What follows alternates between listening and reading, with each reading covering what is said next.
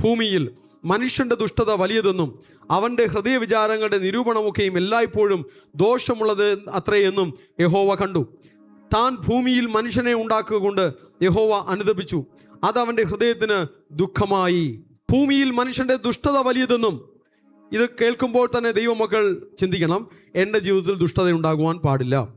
അവൻ്റെ ഹൃദയവിചാരങ്ങളുടെ നിരൂപണങ്ങളൊക്കെയും എല്ലായ്പ്പോഴും ദോഷമുള്ളത് അത്രയെന്നും, ചിന്തകളിൽ പോലും ഒരു വിടുതലുണ്ടാകണം. ആമേൻ.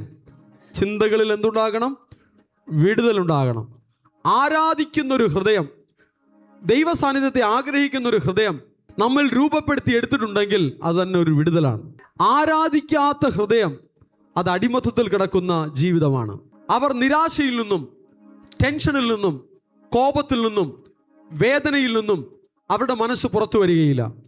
യേശുവിനായി പൂർണ്ണമായി സമർപ്പിക്കപ്പെടുമ്പോൾ നിരാശ ഉണ്ടാവുകയില്ല.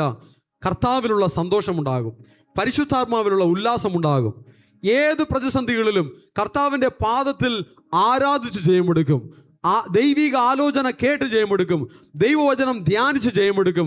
ഇങ്ങനെയാണ് ദൈവമക്കൾ ജയമെടുക്കേണ്ടത്.